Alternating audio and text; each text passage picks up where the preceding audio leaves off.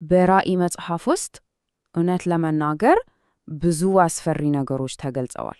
ግን ከሁሉም የከፋ ከሞትም የባሰ አንድ መቅሰፍት አለ። ይሄ መቅሰፍት ሰውን በአካል ብቻ ሰክዞ የሚያስቀር አይደለም። በአእምሮም ጭምር ነው የሚያሰቃየው። የሰው ልጅ ሊገምተው ከሚችለው በላይ የሆነ ስቃይ ነው የሚያመጣው። እስቲ ለአንድ አፍታ ይህንን አስቡት። ስቃዩ በጣም ከመክበዱ የተነሳ ሞትን እንደ ብቸኛ መፍትሄ እንደ ማምለጫ መመኘት፣ ግን ሞት ራሱ ከአንድ ሰው ሲሸሽ የጥቅስ የሚገልጸው ሁኔታ በቃ በራሱ ልዩ የሆነ አስፈሪ ገጽታ አለው። ስለዚህ በዛሬው ትንታኔያችን የምንመረምረው ዋናው ጥያቄ ይሄ ነው። በዚህ ሁሉ አስፈሪ መከራ መሃል ማን ነው የሚጠበቀው? ማን ነው የሚተርፈው? ቅዱሳን መጻሕፍትስ ምን አይነት ምስጢር ይዘውልን ይሆን? እንግዲያው ከዚህ መቅሰፍት ለመትረፍ ያለው ብቸኛ ቁልፍ ምንድን ነው? የሚገርመው መልሱ በእግዚአብሔር በሚሰጥ አንድ ልዩ ማህተም ውስጥ ተደብቋል። ቅዱሳት መጻሕፍት እንደሚነግሩን ይሄ ማህተም ብቸኛው የመከላከያ መንገድ ነው። ጥያቄው ግን መቼ እና ለማን ነው የሚሰጠው? እስቲ ወደዚህ ጉዳይ ትንሽ ጠለቅ ብለን እንግባ። የክስተቶችን ቅደም ተከተል መረዳት በጣም አስፈላጊ ነው። ስድስተኛው ማህተም ሲፈታ 144,000 የሚባሉ የተወሰኑ ሰዎች ይታተማሉ። ልክ ከዛ ቀጥሎ አምስተኛው መለከት ሲነፋ የአንበጣው መቅሰፍት ይጀምራል። ይህ ቅደም ተከተል ለቀጣዩ ውይይታችን ወሳኝ ነው። እና የእግዚአብሔር ማህተም ስንል ምን ማለታችን ነው? መጽሐፍ ቅዱስ በዚህ ጉዳይ ላይ በጣም ግልጽ ነው። ይህ ማህተም በግንባራቸው ላይ የተቀመጠላቸው ብቻ እነሱ ብቻ ናቸው ለ5 ወራት ከሚቆየው ስቃይ የሚድኑት። ሌሎቹ ሁሉ ግን ለዚህ አስከፊ መቅሰፍት ይጋለጣሉ ማለት ነው።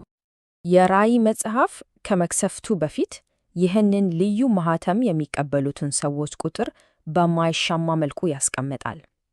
ቁጥሩም 144,000 ነው። ግን ቆይ፣ ይህ ማለት ሌሎች አማኞች ሁሉ ምንም አይነት ጥበቃ የላቸውም ማለት ነው? ነገሩ ያን ያህል ቀላል አይደለም።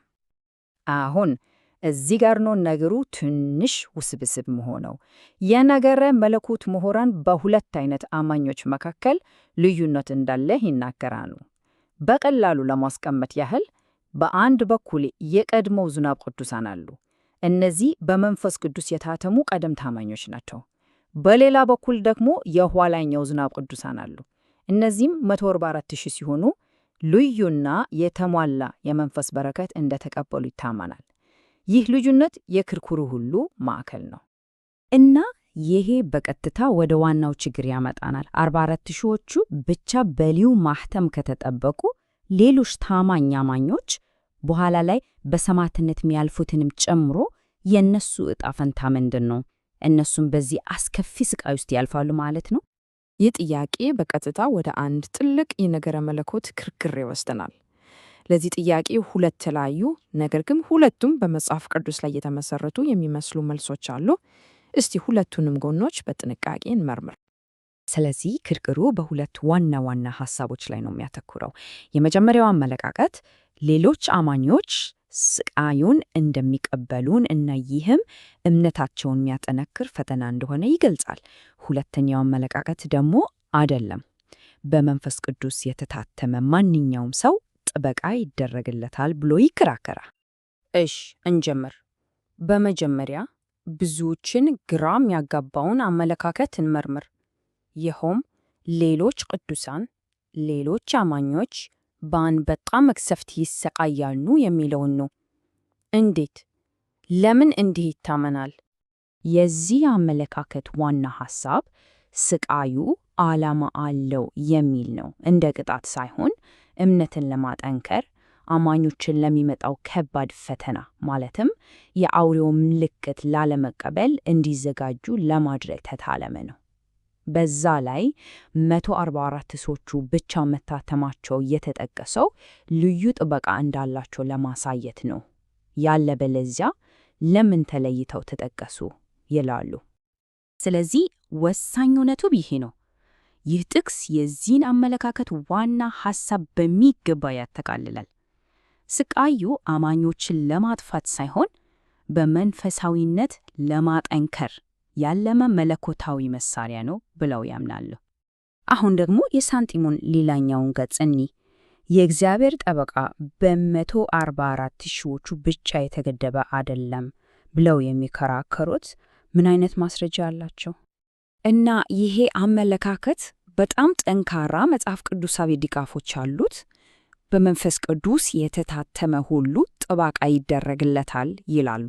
ለምሳሌ በሦስተኛ ማኅተም ጊዜ እግዚአብሔር ዘይቱንና ወይኑን እንዳይጎዱ ማዘዙ 144ቶቹ ከመታተማቸው በፊትም ጥበቃ እንደነበረ ያሳያል።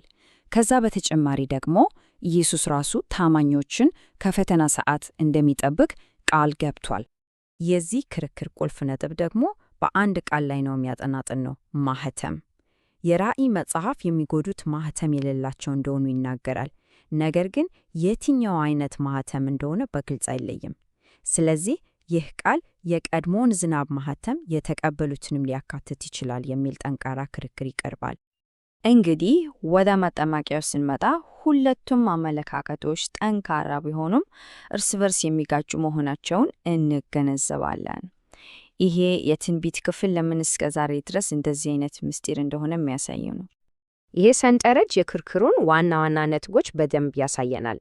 አንደኛ ወገን ስቃዩ እምነትን ለማጠንከር አስፈላጊ ፈተና ነው ሲል፣ ሌላኛው ወገን ደግሞ አይደለም፣ የእግዚአብሔር ጥበቃ ለሁሉም ታማኝ አማኞች የተገባ ቃል ኪዳን ነው ይላል። ሁለቱም ወገኖች ጠንካራ መጽሐፍ ቅዱሳዊ ማስረጃዎች ስላላቸው ይህ ጉዳይ በነገረ መለኮት ምሁራን መካከል ከፍተኛ ክርክር የሚፈጥር ርዕስ ሆኖ ቀጥሏል። በመጨረሻም ይህንን አንገብጋቢ ጥያቄ እንድናስብበት ልተወው። የመጨረሻው መለኮታዊ ጥበቃ ማለት ከፈተናና ከመከራ ሙሉ በሙሉ መራቅ፣ ነፃ መሆን ነው ወይስ እነዚያን ፈተናዎች ለማሸነፍ የሚያስችል ማይናወጥ እምነትን መቀበል ማለት ነው? መልሱ የዚህ የነገረ መለኮት ምስጢር እምብርት ነው።